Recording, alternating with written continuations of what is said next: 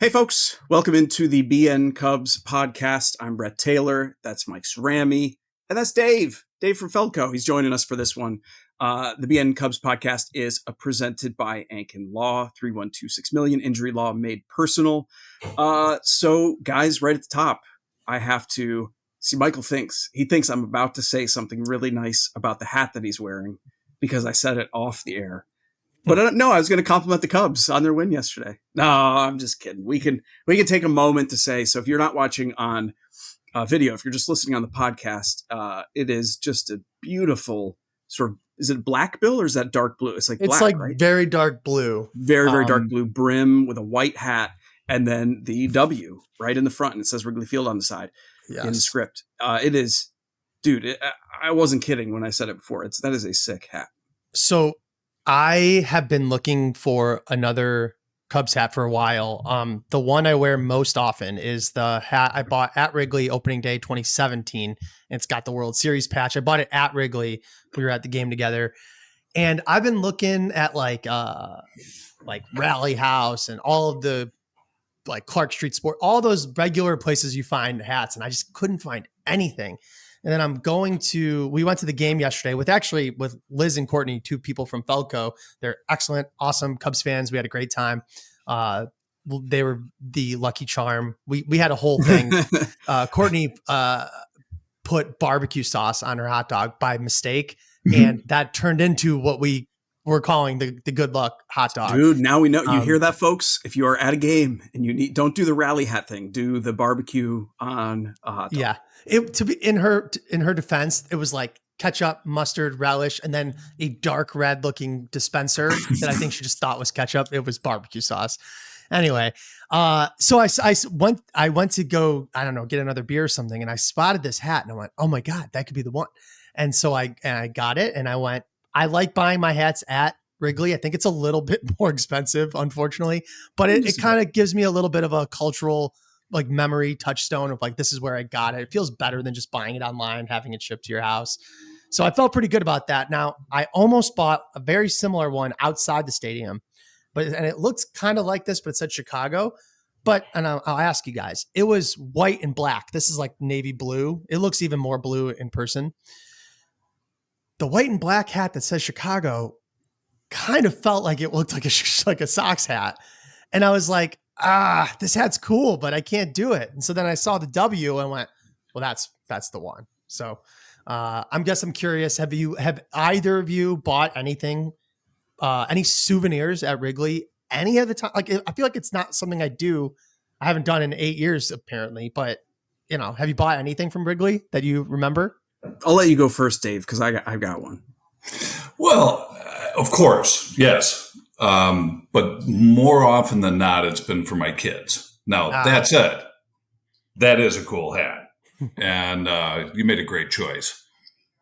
So the last time I was there looking for a souvenir, Dave, it actually was for my kid. I was there at a game with my son Clark with a specific intention to get something. And the Cubs at that game, I think they were playing the Diamondbacks. And he was being kind of a little butthole and being like, actually, I want a Diamondbacks thing. Can I get a Lourdes Gurriel Jr. jersey? I'm like, brother, they're not going to have that here. And so anyway, you know what? It must have been in like September of last year because I ended up talking him into an all-star cap, the Cubs all-star cap from last year, which I thought those were pretty cool looking. They were. But for me, I just remember the first thing I got there when I was probably 10 years old, maybe younger, first trip to Wrigley. They had an area that you could shop at in the old, how they used to have the triangle parking lot. It's where the park is now. It's mostly parking, but they would set up like a little shop sometimes. And they had jackets, among other things. But I found this like super cool Cubs jacket that I got. It was oversized. I got it when I was 10. I probably wore that thing into college until it was absolutely tattered. And it was like, okay, I can't wear this anymore. I've done that with a couple of my Cubs jackets. You find the one you like and it's like, I don't ever want to give this up. I'm saying, I think part of the reason you liked it so much too was because where you got it. That's kind of what I'm getting at here. Yeah. There's like a little something extra special about it. And I feel happy about this hat because I got it at Wrigley. Again, it's okay. I think it was like $35. probably should be like $20. I don't know. But for a big shot like me, please. Hey, and you bought and you bought a Cubs win with it. So That's right. All's well that ends well. You got to wear the dub. It would have been not as good if it was the first sweep of the year for the Cubs. Ooh. And you've got the W on your hat looking like a fool. So let's talk start about there, or do you want to go back? Do you want to start? Well, no, I'm going to start there and then I'm going to work backwards, I think. Okay. Because we're on the win. So cool. As usual, we've run into this so many times, and I'm so grateful that the Cubs have, as I said, they're one of only 2 teams in baseball this year that have not been swept. The Reds, ironically, are the other team. And the Cubs have fended off a sweep many, many times this season. And they've also done the whole bookending a series, winning the first game last. Haven't done a lot of sweeping themselves, maybe 2 or 3. But we love that because I feel like we're always podcasting fresh off a situation as opposed to having to deconstruct, the first sweep of the year. So that said, they won this game, Wednesday's finale against the Reds, on the strength of an amazing start from Cade Horton, which we can get into. He's on a tremendous run, a run that we haven't seen from a Cubs rookie pitcher in a long time. Great bullpen work, but maybe more than that, the bats finally did a little something, which even in winning the series against the Orioles, they hadn't really. And so did you guys leave yesterday's game feeling like it was a blip of offensive production, a trio of solo homers, or do you have any kind of feeling like, not that this one game turns the offense all around, but that you could buy the argument that, you know what, the last 2 or 3 weeks happened to just be a confluence of some really important hitters in the Cubs lineup happening to hit slumps at the same time? Like, do you have any sense coming out of that game that you can buy that and be hopeful for this weekend? Dave, you want to take it? I certainly hope so. It was, it's been a little frustrating, especially on the heels of the deadline. That we'll get there. Right. Don't want to jump it that way, but I'm hoping so. Yeah, we all have the great hopes of things to come here, and it has been tough to watch a little bit until yesterday, when our big bats can't make it happen in clutch situations. So even to see them kind of come around and show some spark was very encouraging and hopeful for the month ahead, and months, I should say, ahead. It's very cool. We are forever hopeful here in Chicago, and I remain that. So, you know what I think is kind of what I'm letting myself believe is, so the Cubs trade for Willi Castro, who in isolation isn't going to be a huge direct lift to the Cubs offense. I think we've seen the potential to impact the offensive side of the ledger just fine, particularly against lefties this year. He's been very strong, and that's great. But he's come up, he's played 4 games at 4 different positions, giving rest to PCA, Seiya Suzuki, Kyle Tucker, and Matt Shaw. And maybe Dansby Swanson too. One of the Dansby games, too, right? Because Nico played short and Willie played second. Yeah. So the point there being, when I see Seiya Suzuki have a good game yesterday after taking a break the day before, and I see Kyle Tucker getting the day off yesterday, the day off today, scheduled day off, I'm hopeful that maybe what will turn this around is indirectly Willi Castro. The rest that he is providing is so clear that the main reason that they got him was, we need to have some contributions off the bench because they are not doing anything, which is not only a drag on the added production that bench players have, even in small doses, Justin Turner notwithstanding, who's been, a lot better lately. It's the rest that they can provide the regulars. It has been non-existent until the last week. So maybe my hope is that these guys were getting worn down a little bit, and that shouldn't be the case necessarily as much going forward, because they now have a reasonable substitute for every day if they need to give someone the day off. Can that be the reason for optimism? I'm not sure. Well, I think it certainly feeds into it. And let me talk out of both sides of my mouth on that. On the one hand, over a 2-month span that we've got left in the season, I think it's inarguable that it's going to help having both the direct impact of a quality bench bat, and then also, as you said, the additional rest. Now, in the micro, how quickly are we going to see that filter out? How much does it impact day to day? You don't have to look much further than the All-Star break, where all these guys effectively got 4 days off and came out of it cold as heck. And so, I don't know that that's going to be the sort of the salve. I think ultimately you're just going to need the guys who, dance with the ones who brought you. It's like they're going to need, in particular, Bush, PCA, Seiya, and Kyle Tucker to hit. Those are the 4 main drivers of production during the hottest months for this offense, where the Cubs really separated themselves as one of the top 2 offenses in baseball. And to have all 4 of those guys in a multi-week slump, well, we've seen what it looks like. It looks like Matt Shaw hitting, which, God bless, good thing he's really turned it on since the break. And Justin Turner playing hero once. And that's really been the extent of the offense during this time. Ian Happ's been kind of steady since the break, actually. So I think let's touch on Horton a little bit, because I think there's some meat there to discuss. And then we can work our way backwards to the trade deadline. This will actually touch on that as well. So Cade Horton, brilliant again yesterday against the Reds. I'd argue probably the best he's looked all year, which is a high bar because he's had some really good outings. I love that we are seeing a steady improvement from him, bat missing in the zone in the big leagues, because we knew that was coming. A lot of these young guys with really good stuff, they will come up. I've seen this. I've noticed this not just with the Cubs, but across the league last 2 or 3 years. They will come up with a mandate from the organization to pound the zone. Let your stuff do the work.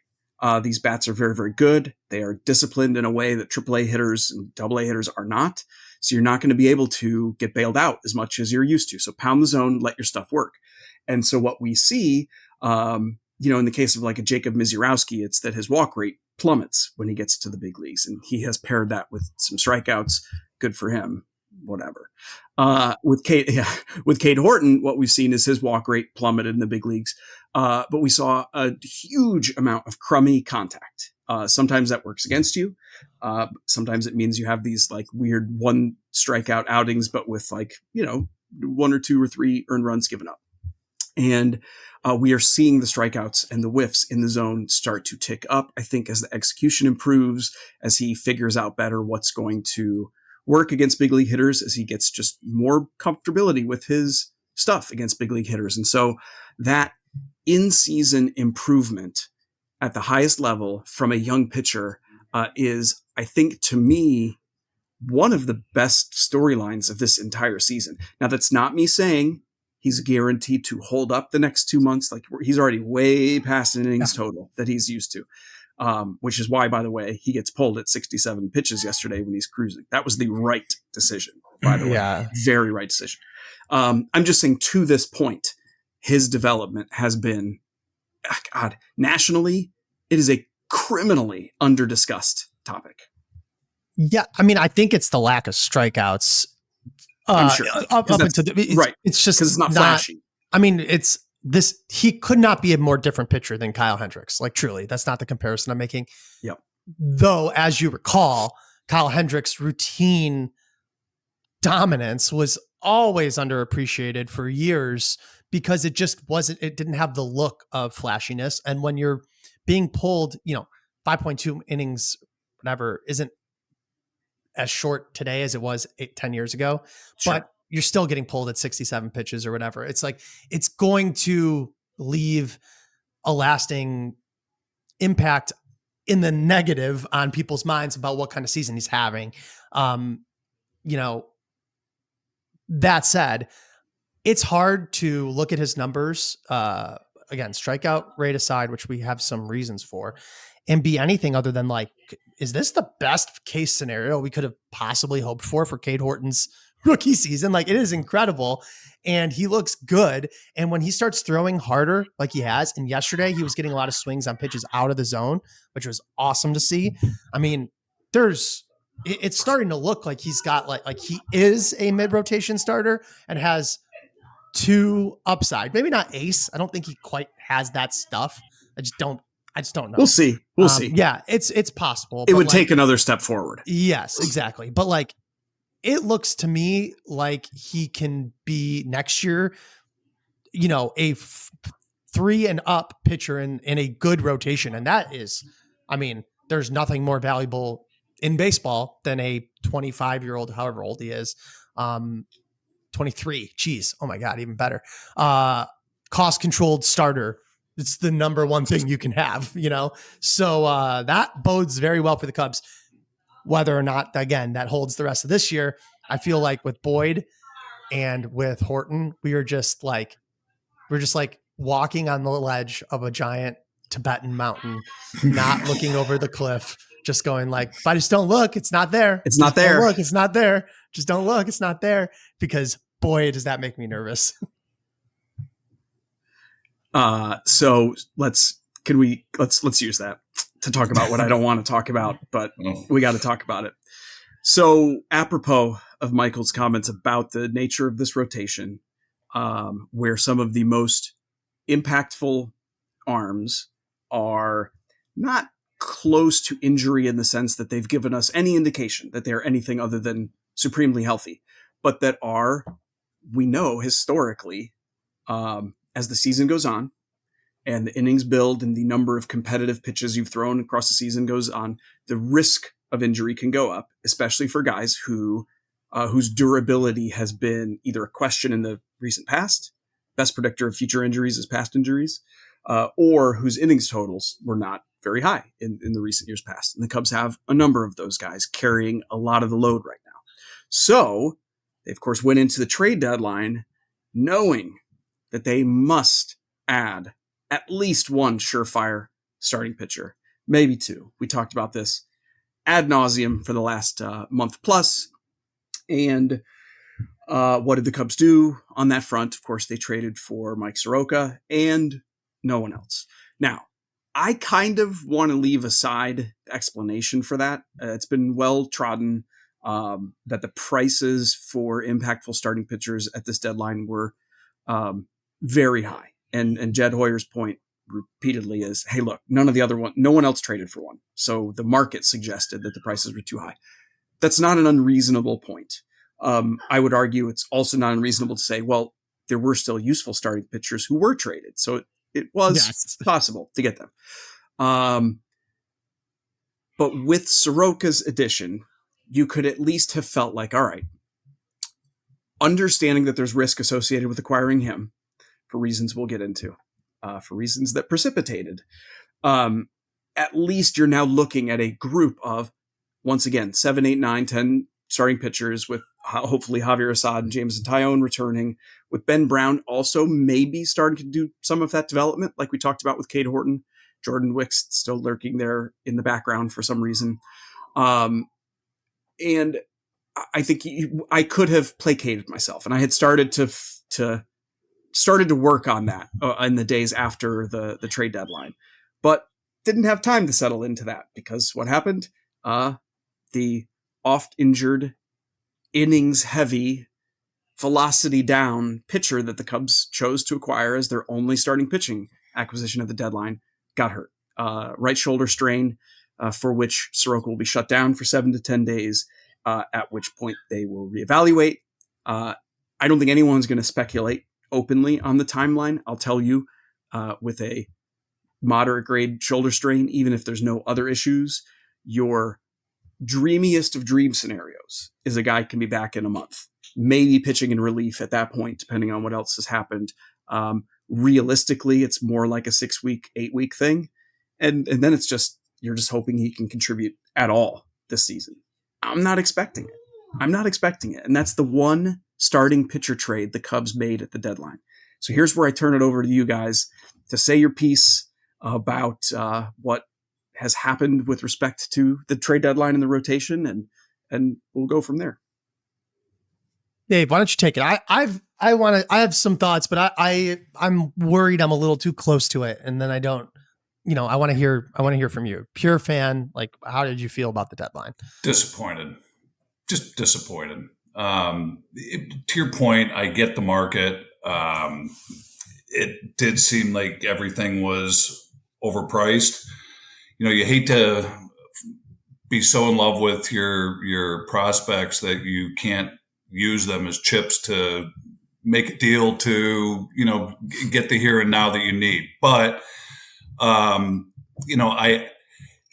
there are so many factors that go into these decisions at trade deadlines.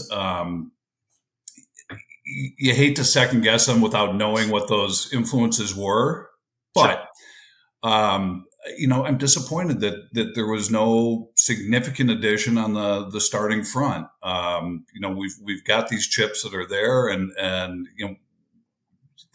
they're there because they were assembled as a collection to provide for situations like this, and I think we've left ourselves woefully short. I'll take over for a second. I want to interject here. The thing that bugs me is sort of twofold. I kind of would have loved an addition like Soroka as a secondary addition to another more significant starting pitcher. I just want to add to say that the Cubs, I think, would say that was their intention, right? That's why they got him first. And then they tried the next thing. Go ahead. So there's a couple things that are bumming me out though. And Dave, you almost were leaning into it a little bit. Is first of all, this deadline did not happen in a vacuum. I'm going to take a step back from the regular complaints that we have about how disappointing it was. This did not happen in a vacuum. So when Jed Hoyer comes to the microphone and says something like, well, look, no one else traded for a starter. The prices were really high. And we say, yeah, that's why we all told you to do it in the offseason when you were still short the number of starting pitchers you needed.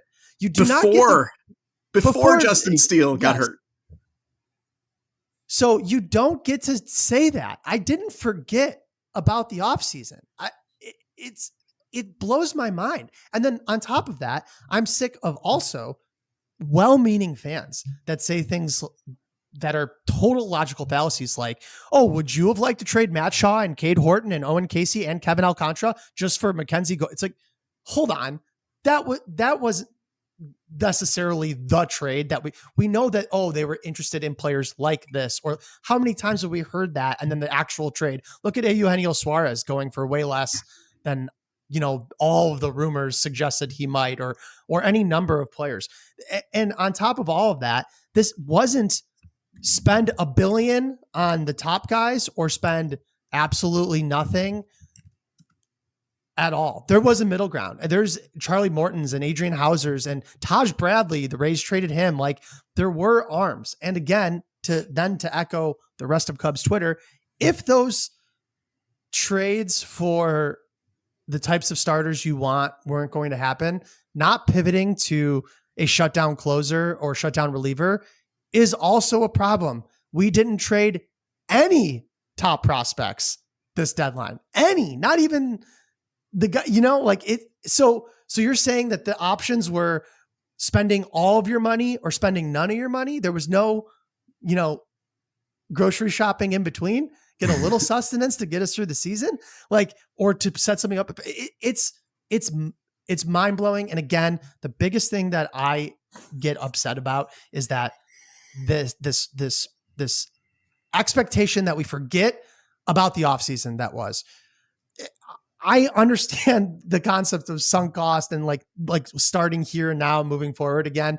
But my criticism then of the front office, I guess I'll say, is not just about the deadline. It's about the last 8 months of what they've done, because it's all one thing. You don't get to just forget about the offseason because the deadline prices were high. We always know that could happen.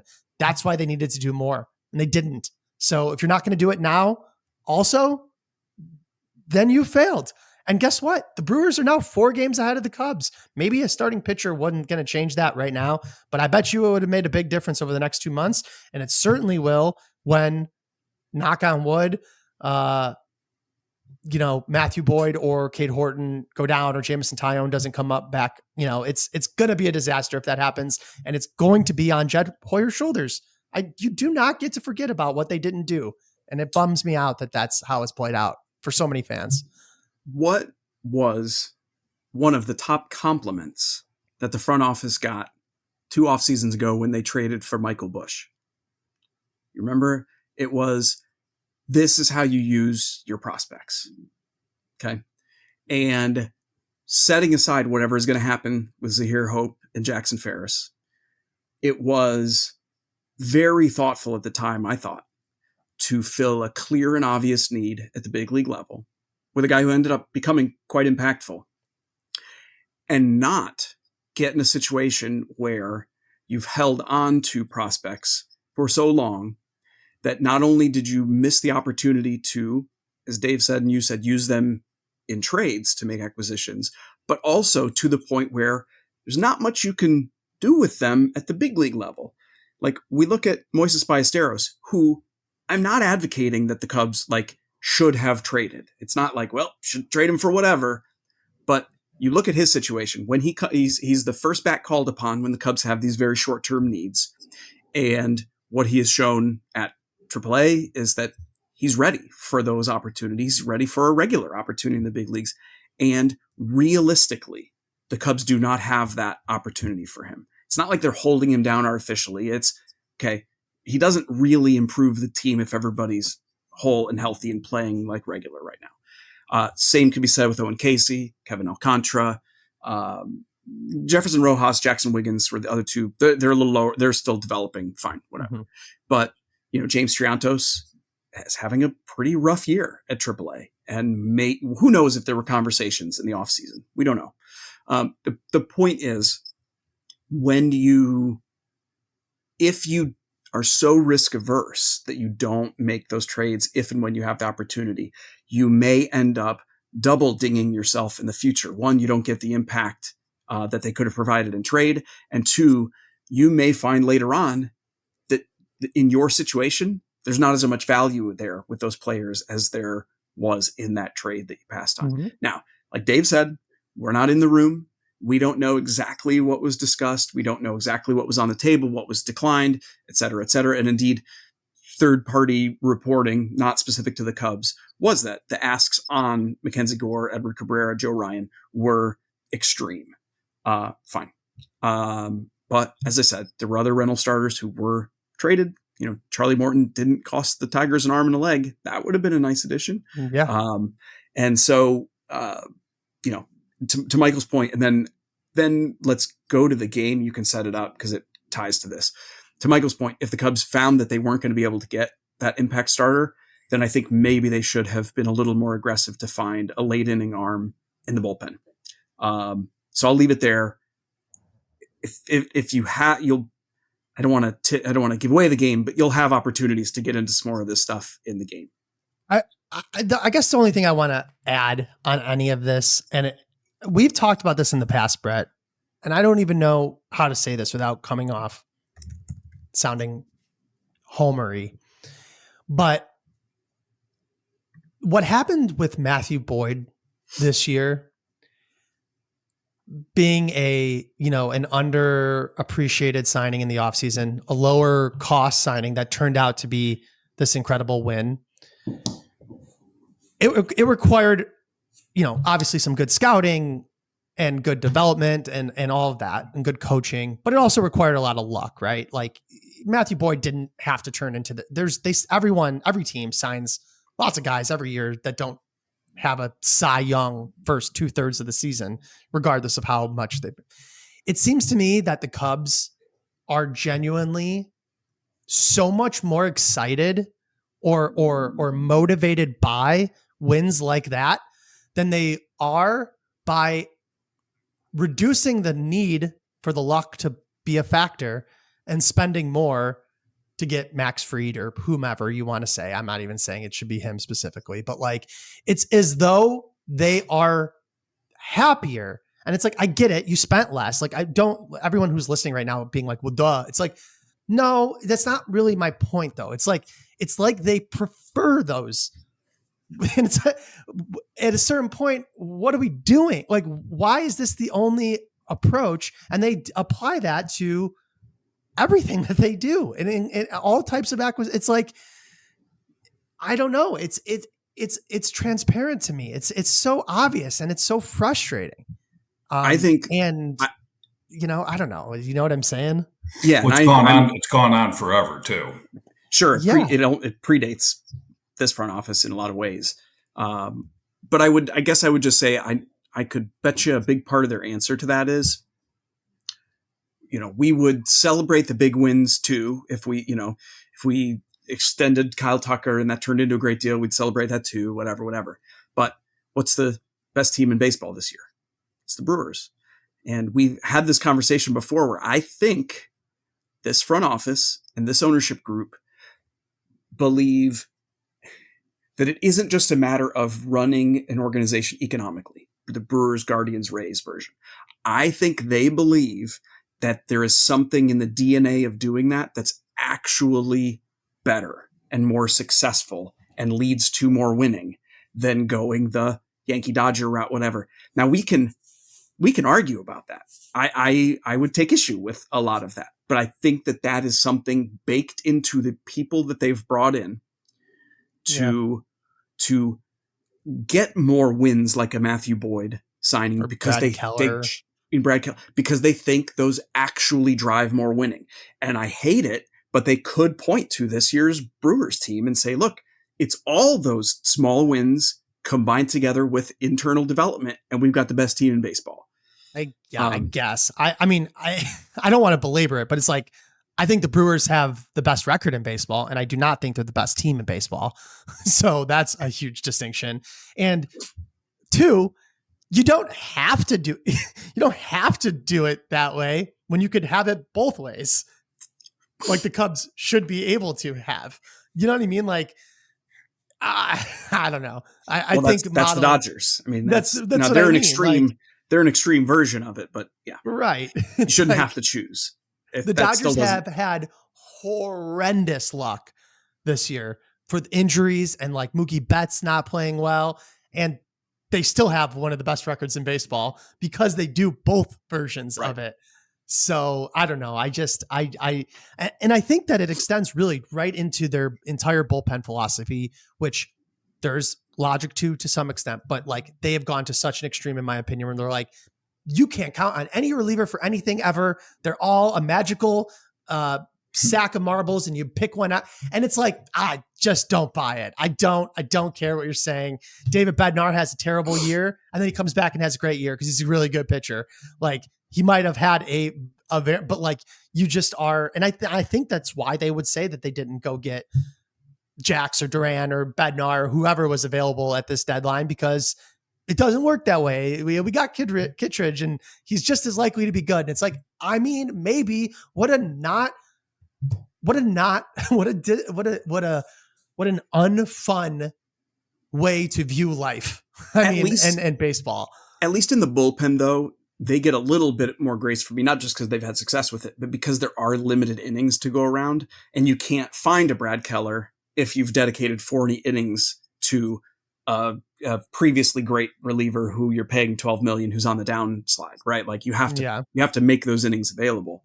But to your point, especially at the trade deadline, you're not taking innings away from anybody at this point. Like, decisions have already been made at this point about who's going to get the innings going forward. So also, anyway. Wait, not to put just one quick fine point on that. Acquiring a reliever like that, I mean, I'm not going to break any ground here. It's not like they are building a 162 game team bullpen at the deadline. You're like looking at like 20 key innings that are upcoming for the next 2 months. And like, it's like being able to grab a great hitter, and you get to decide exactly when you want to deploy them in the most important spots. Right. Like, it's not over the course of a season anymore. It's for very specific wins that will be in the balance. The highest leverage moments of the whole season. So it's not the same thing that they otherwise apply that logic to, which I follow, but it still frustrates me. And when I get this mic in front of me, I just want to get all homer. Yeah, I get it. It's frustrating. When I write, I take my time, I edit, I reflect when I'm here, whatever. That's why we have the pod. Want to do the game? Okay. This week's game is brought to you by Feldco, as it is every week. Feldco, the home renewal experts. Bleacher Nation is proud to partner with Feldco. For almost 50 years, Feldco has been transforming Chicagoland homes with their windows, siding, doors, and roofing. Feldco is family-owned and prides themselves on delighting their customers. With products made in the U.S. and designed specifically for the Midwest, Feldco offers the perfect balance of beauty and energy efficiency. Brett, what do you got for us this week? Right. Today's game is trade deadline related. No surprise there. So we're going to do 2 rankings. Okay. The 4 acquisitions the Cubs made, of course, to restate for those who want to remember. Of course, the Cubs traded for starter / potential swingman Mike Soroka. They traded for lefty reliever Taylor Rogers. They traded for righty reliever Andrew Kittredge, and they traded for super utility man Willi Castro. As of the moment of the deadline, I would like you to rank those 4 trades in terms of the need that they filled on the Cubs and how much you were satisfied that, like, well, okay, they got that guy. So 1 through 4, rank those acquisitions in terms of how they satisfied the needs that you felt the Cubs had at the deadline. Either one of you can jump on it. Do you want to take it, Dave? Sure. Willi Castro, I think, to your point earlier, has really checked a lot of boxes for a guy that can fill need at many, many, positions. They sorely needed that, given what options they had currently on the roster. So I would put him number 1. Pitching wise, I think it kind of remains to be seen. I don't know a lot about the guys that they got. Soroka a little bit. I know Kittredge. I didn't, but I've watched and like what I see until the first, until the first meltdown moment. Now, I mean, it kind of brings us to the next thing, which happened yesterday, which is that immaculate inning. Now, how often does that happen? Like, almost never. But what a beautiful thing to watch. I just like his approach. He looks like the part to me. I hope he fills it the same way. So I'd put him in slot 2. I don't know a lot about Rogers. He looked pretty good when I saw him pitch earlier in the week. So I'd put him at 3. And, Soroka, well, we know where that has fallen. So, there's not much to say on that note. But again, I just we can't beat a dead horse, but they didn't get what they needed. And I love Willi Castro. I think he's a nice player. It'll be fun to watch him. I've always enjoyed watching guys that can come and play anywhere and play it effectively. I mean, I just think that's such a cool role for somebody, especially that can balance it off on the offensive side of the ball. And if he can have a decent offensive productive year remaining, he is going to be a very valuable chip for this team. So, again, that's kind of where I fall on the rankings, but, largely just underwhelmed, if you will. Yeah, I mean, so it's funny. I'm gonna sound like the exact opposite of the guy. Just all of the Cubs of those 4 individual additions at the tier that I think that they should be considered were actually very need fulfilling pickups. Rogers, like, we needed a lefty reliever. That's great. Kittredge, like, if you're not going to go get one of the top relievers, is a pretty good reliever to trade for. There's always a guy like him available at the deadline, and they got one for not that much. Soroka, if he wasn't hurt, obviously that was always part of the risk with him. And I could see the appeal and how maybe some of the peripherals would play better in front of an improved Cubs defense than he was experiencing previously in the Nationals. And Willi Castro, for all the things we talked about, fulfilled all those needs. I will try to rank them in a second, but my broader point here is that had you gotten one starter, it's almost like it would have, but that's the most important piece, taken like their deadline grade from like a C- to like an A, like, because they did all of the side stuff pretty well. It's just they forgot, you got your dinner delivered at the restaurant and you got delicious looking mashed potatoes, great green beans. They brought you your drink. It's perfect old fashioned that you always like to get. And they just forgot your steak. So it's like, yeah, this stuff was great, but the meal was, I'm pretty hungry still. You know what I mean? So it's like all of those things I could grade and rank just fine, but it almost is meaningless. I mean, bottom line, to answer your question, Willi Castro seems incredibly important. Soroka, if you're telling me to rank it how I would have ranked it at the deadline, like if Yes. injury he wasn't going to necessarily be hurt, I would say, okay, good. You needed to get a starter, so you got one. That's actually an important addition. It's just, it didn't work immediately for all of the reasons everyone was warning them could be a possibility. And I will add too, I was going to tell this story. I sort of, at the deadline, I tweeted about Soroka as a Cubs target because I knew he was being acquired by the Cubs and I didn't want to break it because I was sitting in the movie theater during the previews of Fantastic Four when I got the news, and I was trying to text and call other people quietly before. And so I went, I can't confirm this. So I just went, a good name to keep an eye on is Mike Soroka, blah, blah, blah. And then Sahadev, though, Sharma immediately quote tweeted me and was like, well, that's weird because his velocity has gone straight down for 3 starts in a row. It's like 20 minutes later, the deal was done. He was like, oh, never mind. My point there being, we knew before the trade that the injury risk was very high. And so I don't know. And then for what it's worth, during the end credits is when I found out about Kittredge, and I was doing the same thing, and I worded the tweet exactly the same. And I was going to send this. I wanted to share this story as I was DMing with some industry like people. I'm going to be as vague as possible so as not to. And I was texting back and forth about it. And then I sent the Kittredge deal done thing. And I did a tweet about it and started getting traction because people recognized that I had the same language as the Soroka one. Yeah.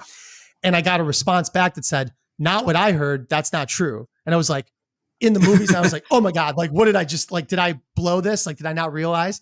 And then I got a message back like 30 seconds later, like, that was the wrong DM. That was for someone else. Cause that person was doing the same thing. That's hilarious. Else. And so I had this like existential dread of like, oh, I just like totally misreported something. But turns out it was it was the wrong DM. I won't tell you who that was, but it was a name that everyone knows in the industry, not on the baseball side, on the media side. So that was pretty fun. I don't know. I went way off the line. You're fine. Here. Let's do lightning round on part 2. So now, part 2. knowing what we know, how would you rank the 4 in terms of the impact they will actually end up having on the 2025 Cubs by the end of the postseason? Who will we say was the most important? Who is next? Who is next? Who is next? I think we can all agree where number 4 is probably going to be at this point, given the injury to Soroka. But I didn't know this is where this was going. I would have done it more directly. Sorry. That was why I was like, as of the moment of the trade deadline. So now rank just the impact, and you can have a little fun with that. But let's go lightning round because we're always pushing the time. So in my world, I'd probably pull in the same order because that's kind of the way I did it to begin with. I should have listened to your question more carefully regarding the importance of the order at the deadline. So I like Kittredge. I think he's a guy that potentially serves a big role for this team. There's going to be a lot of situations that need to be bridged in those mid-late innings, and especially given our tenuous starting pitching right now, he's a guy that will play I think a big role. Willi Castro. I'd say the 2 relievers in Castro. I mean, those, they're going to be kind of interchangeable, and who will have the biggest impact.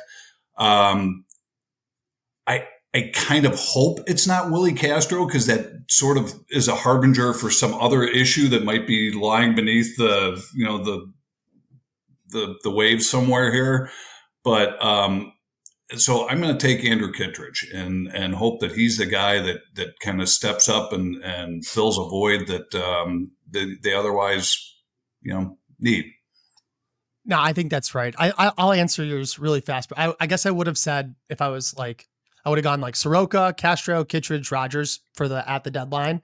And now it's like very clearly Soroka's last, Rogers is third. And I think I would say Kittredge first because of what I think he'll contribute in the postseason. He's already one of the Cubs' most important relievers. Willi Castro second. But I think it's even more simple than that.